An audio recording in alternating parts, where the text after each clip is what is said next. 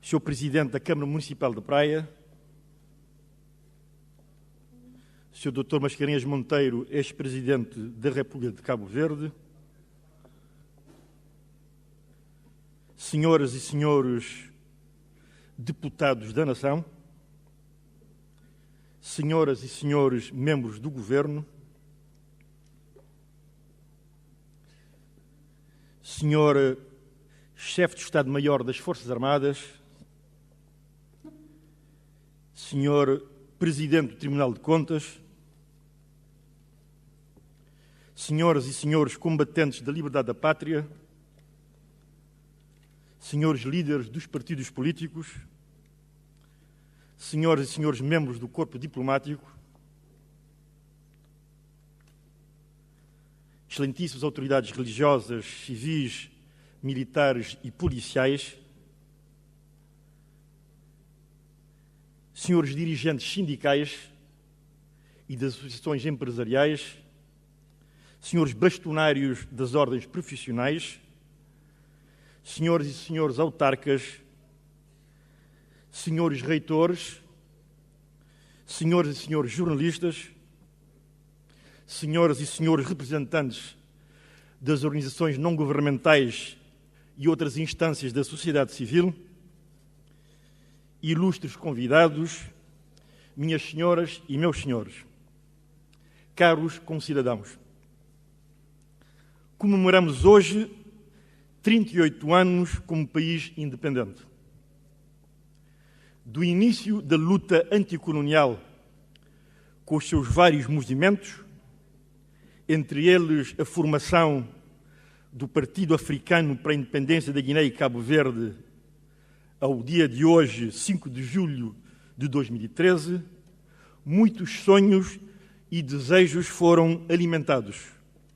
Muito trabalho e muita coragem foram necessários. Não havia garantia de futuro, mas havia a esperança e a coragem de um povo e de seus líderes, animados pelos ideais de independência, de liberdade e de felicidade coletiva. O dia 5 de julho, marco fundador da nossa identidade enquanto Estado, é assim uma data que deve ser celebrada, provavelmente com maior participação popular, por todos os cabo-verdianos que dão corpo a esta nação nos 4 cantos do mundo.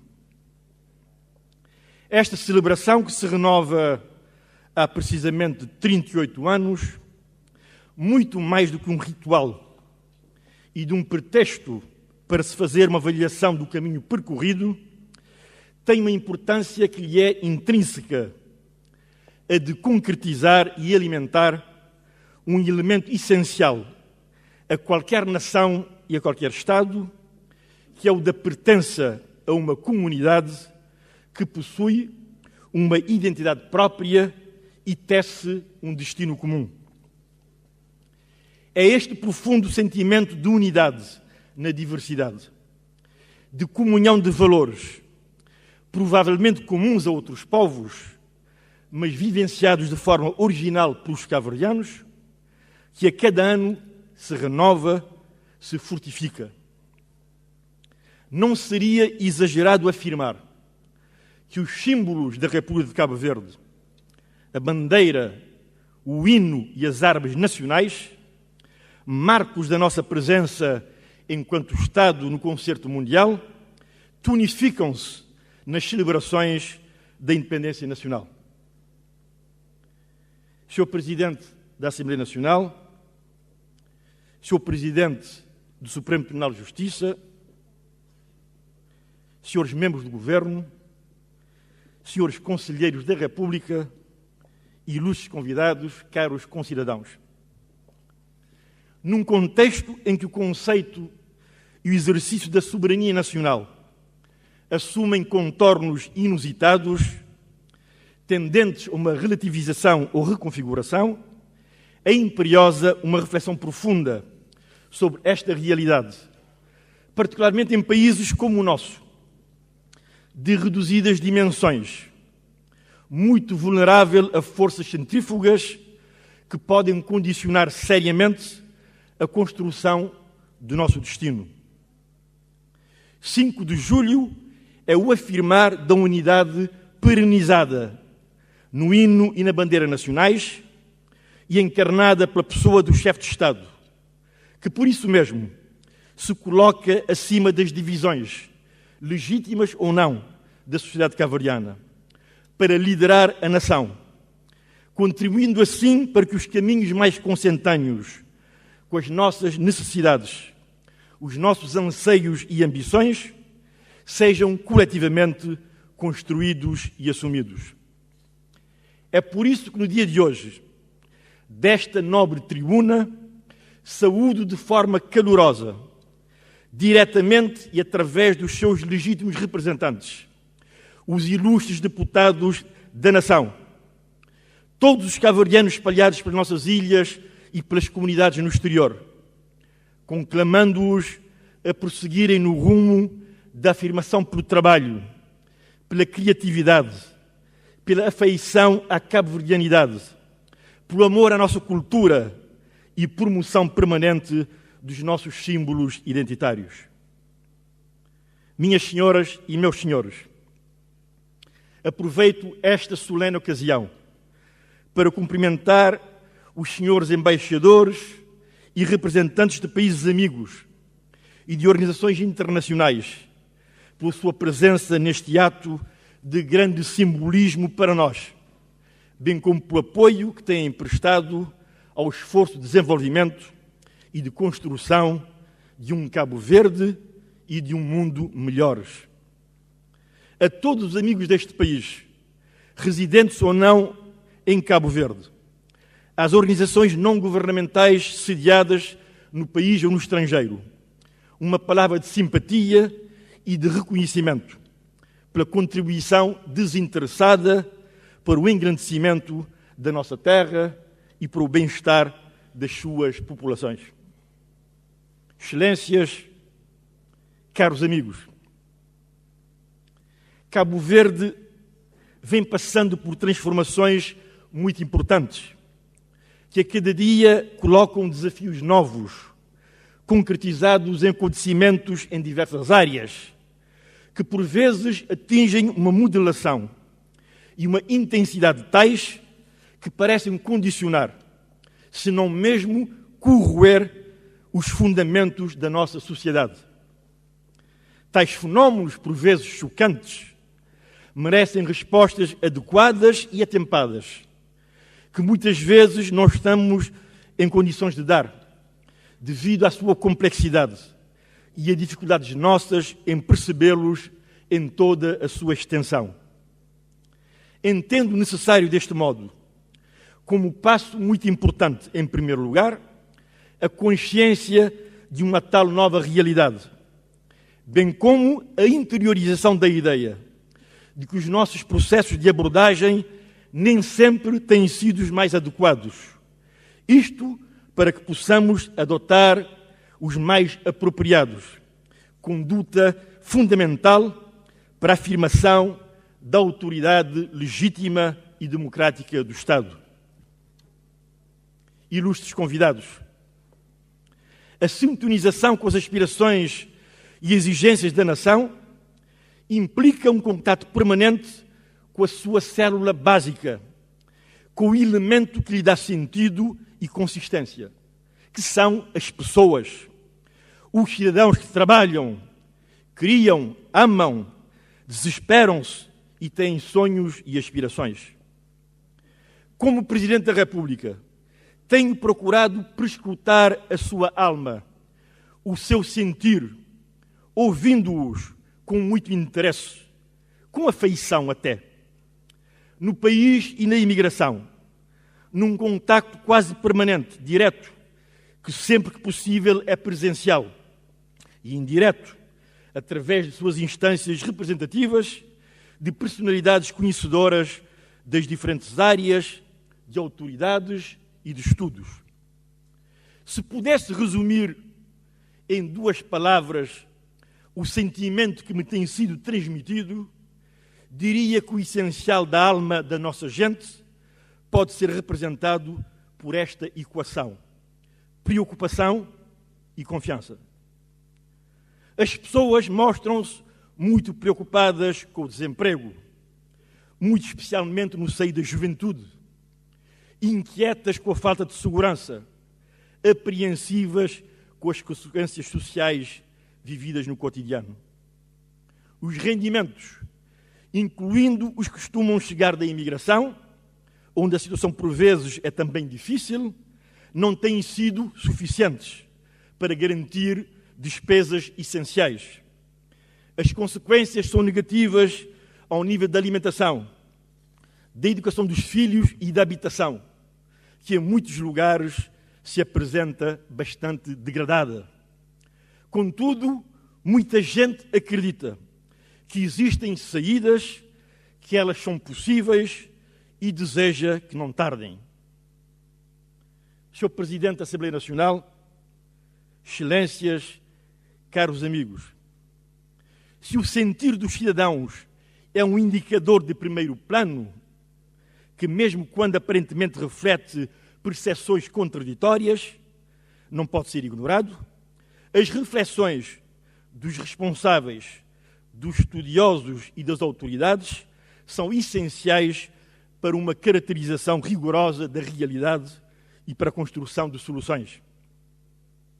Dos contactos com representantes dos trabalhadores, através das suas centrais sindicais, com a classe empresarial, através das suas organizações representativas, com o governador do Banco Central, com reputados economistas de diferentes áreas políticas e sensibilidades técnicas, sem esquecer naturalmente o governo, pode concluir-se que a situação económica do país, em decorrência de fatores internos e externos, revela-se merecedora de muita atenção. Nos últimos anos, o crescimento da economia tem sido praticamente residual. A carga fiscal para as famílias e para as empresas elevada, o que tem dificultado de modo significativo o desenvolvimento das suas atividades, com implicações negativas no emprego e condicionando poderosamente o orçamento das famílias. A quase totalidade das empresas se encontra em sérias dificuldades, num contexto em que os investimentos externos minguam. A ajuda pública ao desenvolvimento tem os dias contados. As remessas dos imigrantes tendem a reduzir-se e o acesso ao crédito é cada vez mais difícil. Tais preocupações associam-se à esperança e à confiança nas possibilidades do país. Esses interlocutores, no geral, convergem na caracterização da situação e na ideia de que medidas relativamente urgentes são necessárias para minimizar as consequências da situação e criar as condições para, nomeadamente, atrair o investimento externo. Muitos deles consideram que a tónica da nossa estratégia como país deve ser o crescimento económico. Só por essa via poderemos criar emprego e dar oportunidade a essa força vital da nossa sociedade, que são os jovens, ansiosos de encontrar um posto de trabalho que lhes garanta a realização profissional, pessoal e o bem-estar das suas famílias. Porque o tempo não joga a nosso favor, torna-se imperioso trabalhar no sentido da contenção da degradação das condições económicas do país e da reposição da economia no caminho do crescimento económico. Correndo embora o risco de parecer repetitivo, sinto-me, contudo, na obrigação de sublinhar que a prioridade do momento é o crescimento económico. Que caminhos seguir para retomar esse crescimento? Que políticas, que medidas de fundo adotar para fazer com que a economia encontre a dinâmica que se impõe? São perguntas para as quais é preciso encontrar resposta e que espero possam merecer a atenção devida dos poderes públicos. O incremento do turismo, por exemplo, indicia o nosso potencial de exportação de serviços e sugere que devemos construir sobre esse potencial, o que pode significar possibilidades de crescimento económico importante para o país. Tenho consciência de que o crescimento económico, de per si, não é panaceia para todos os nossos problemas, nem será um fim em si mesmo. Mas, por outro lado, estou convicto que sem tal crescimento sustentado não teremos futuro, não teremos capacidade para facultar às nossas populações as condições de vida a que legitimamente almejam. Não defendo políticas de restrições drásticas como forma de ultrapassar as dificuldades atuais. Os exemplos que nos vêm de países muito mais desenvolvidos do que o nosso e que adotaram programas de austeridade extrema mostram que não é essa a saída para os problemas que nos afetam. Haverá que apostar forte na melhoria da qualidade da gestão pública, pela via da eliminação de despesas excessivas ou inúteis do Estado e para melhor utilização dos recursos, conquanto a tónica da nossa estratégia deva ser a promoção do crescimento económico. É igualmente imprescindível que sejam aceleradas as ações necessárias para estimular o investimento dos empresários nacionais e criado um ambiente de negócios propício, capaz e competitivo, capaz de atrair o investidor externo. E vai ser preciso engenho e arte, tendo em conta que a concorrência na atração do investimento estrangeiro, tão decisivo para Cabo Verde nesta fase de desenvolvimento, é impiedosa. Desculpem a insistência neste ponto, mas acredito firmemente que esse é um bom caminho para criar as oportunidades que os nossos jovens reclamam. Como se pode verificar, no essencial, a apreciação dos especialistas, de certa forma, coincide com a do cidadão anónimo, destinatário último das políticas públicas.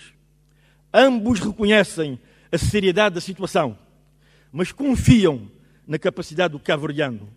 Acreditam que as soluções são possíveis, mas não podem tardar muito. Excelências, Sr. Presidente da Assembleia Nacional, Sr. Presidente do Supremo Tribunal de Justiça, Sr. Presidente Mascarenhas Monteiro, Srs. Embaixadores, Srs. Conselheiros da República, minhas senhoras, meus senhores. Não há situações sem saída. Precisamente por isso é que devemos conhecer e reconhecer, sem tibiezas, a dimensão e a complexidade dos problemas, a seriedade e a premência dos desafios, juntar esforços, definir estratégias audazes e tomar medidas concretas que estimulem o crescimento económico. A concretização de eventuais medidas para fazer face à situação exigirá o estabelecimento de consensos que envolvam os principais parceiros, naturalmente, com destaque para o Governo, que deverá liderar o processo. Os partidos políticos, as organizações empresariais e os sindicatos deverão ter, como é evidente, participação de peso. Os entendimentos poderão não ser fáceis de alcançar, mas seguramente que, mais do que possíveis, são absolutamente necessários.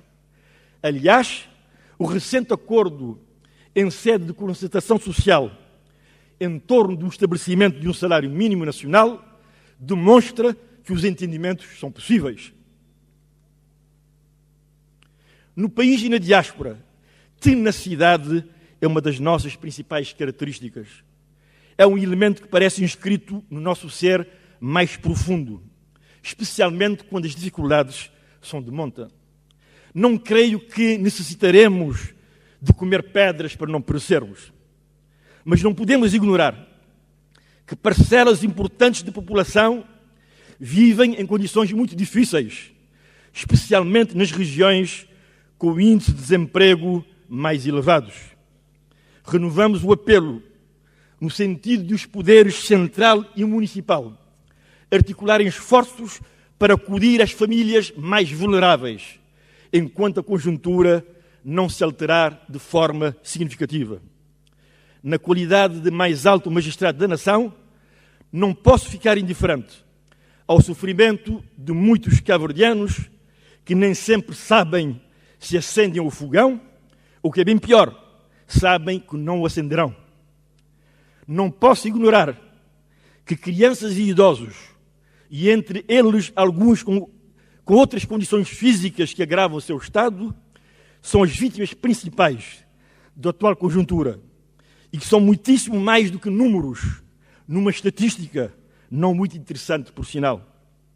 A atenção a estes cidadãos exige uma maior solidariedade de todos nós, dando efetividade às soluções de justiça já existentes e de forma nenhuma diminuindo o pouco que já têm. Em tempos de crise, o estado de desenvolvimento humano de um povo mede-se pela sua capacidade de apoiar os que mais necessitam. É fundamental, pois, que hoje, em plena crise, tenhamos capacidade de fazer, através de medidas, de ações concretas, a nossa juventude acreditar que a felicidade não é uma miragem e que o futuro melhor para todos está ao alcance da criatividade e do empenho de cada um e de todos nós.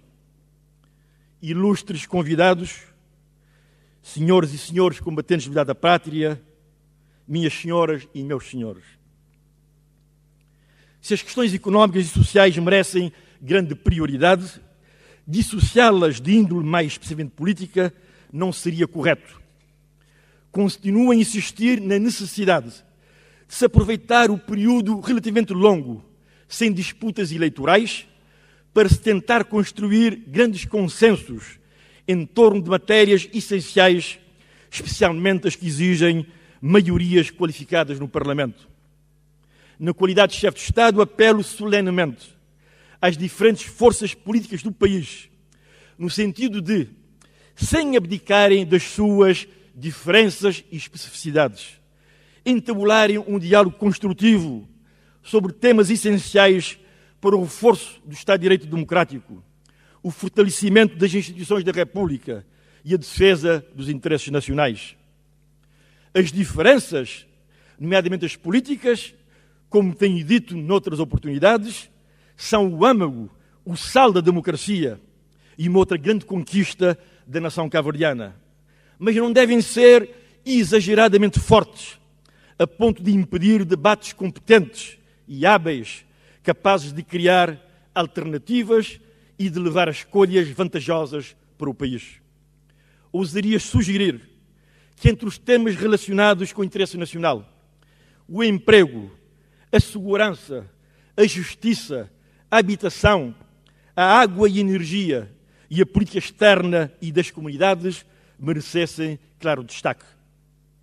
Igualmente entendo como fundamental o aprofundamento do debate sobre a descentralização e a regionalização, assunto que há muito se encontra na ordem do dia.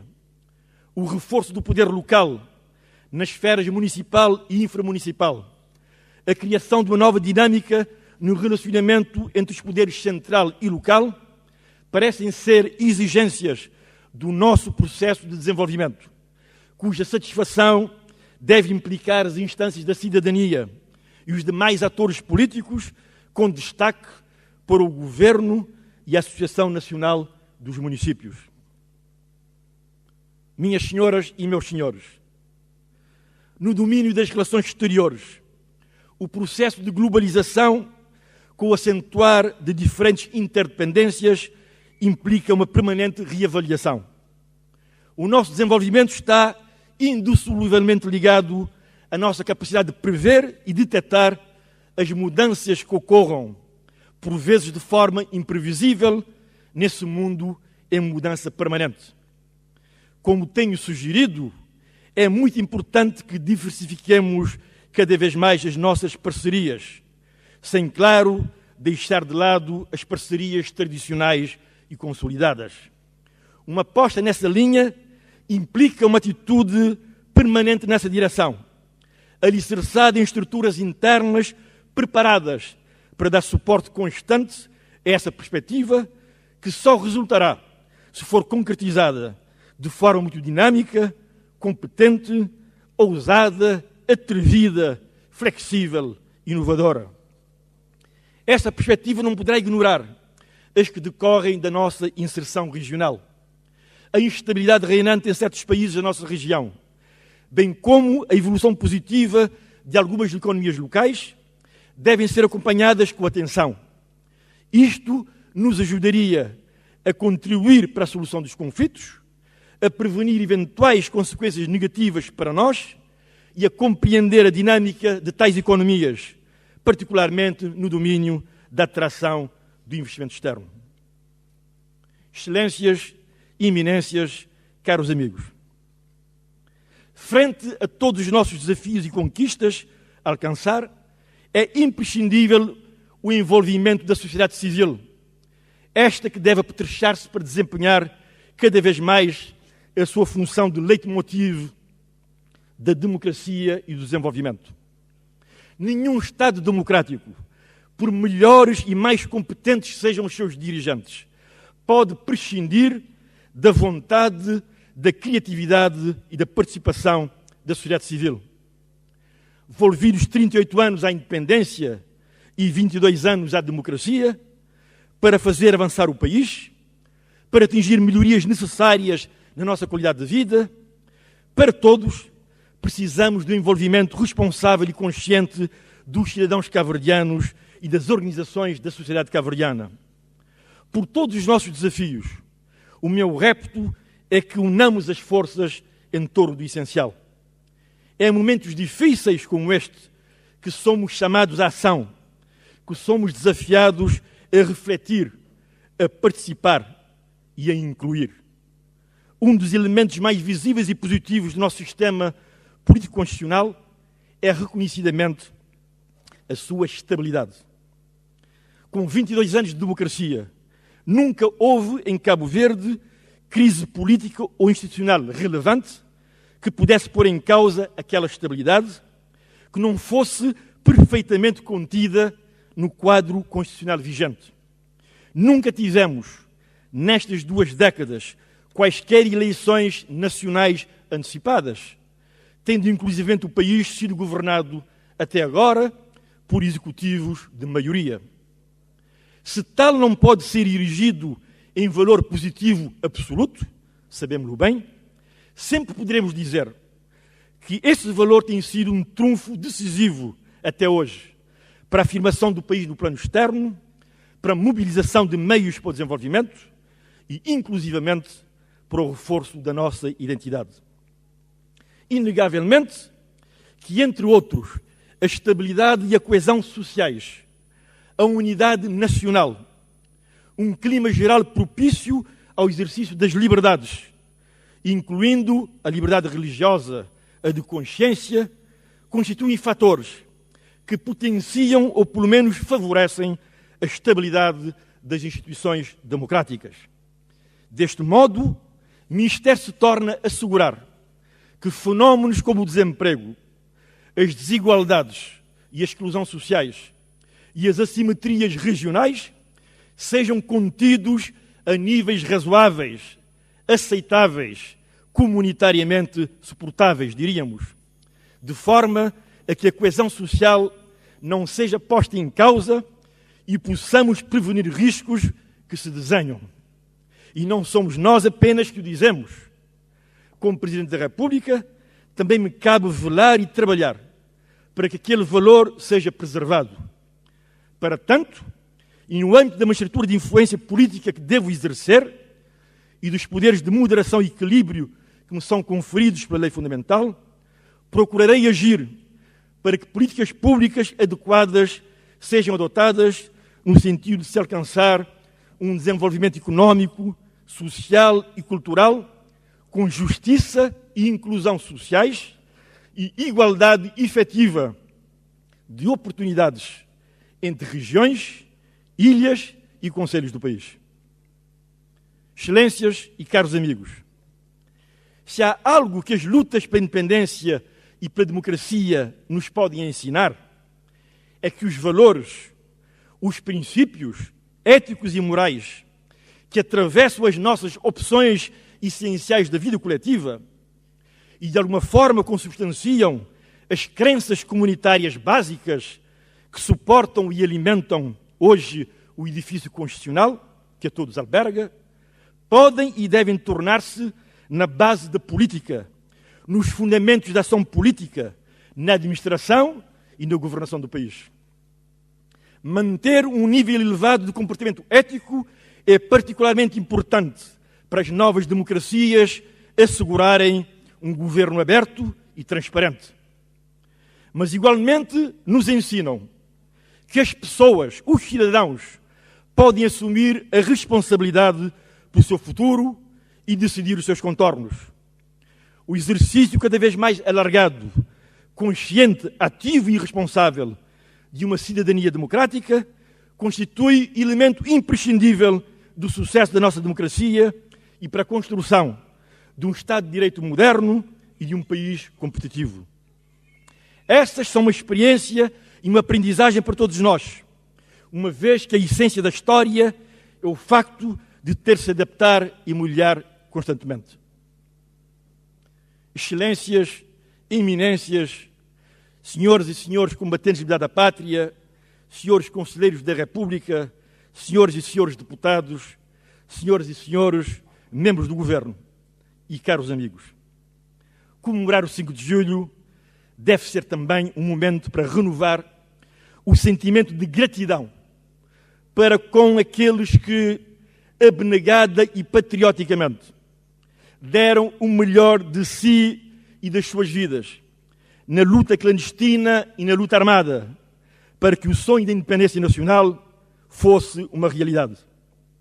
Nesta ocasião solene, através das senhoras e senhores combatentes da liberdade da pátria, exprimo a todos os cabo-verdianos que anonimamente contribuíram para o fim do regime colonial o nosso profundo reconhecimento por tão valiosa entrega.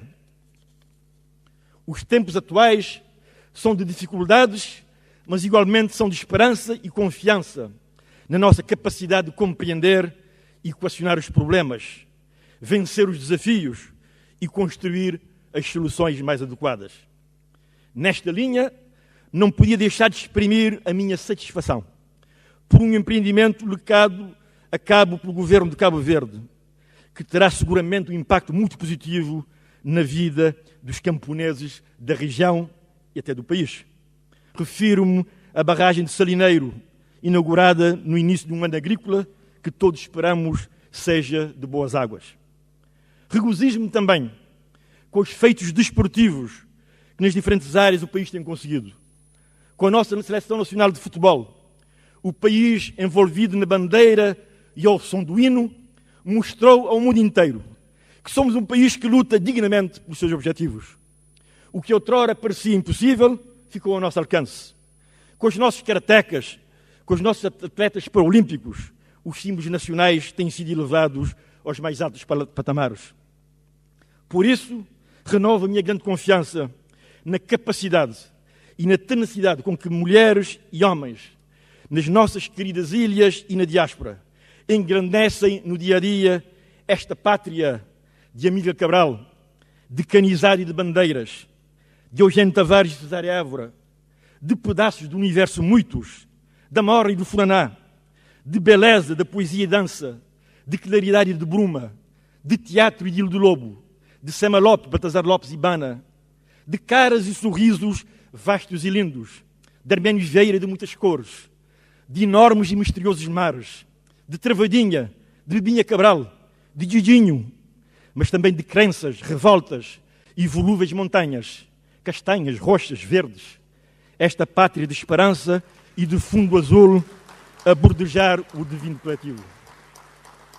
Em Salrei, em Brockton, na Ribeira de Caquinha, na Buraca e no Príncipe, na Cova de Joana e na Chá da Lagoa, no Morrinho, em Ponta Verde e Ponta do Sol, na Covada ou em São Paulo, onde quer que haja a inscrição do nome, onde se vislumbrar um pedaço de Cabo Verde.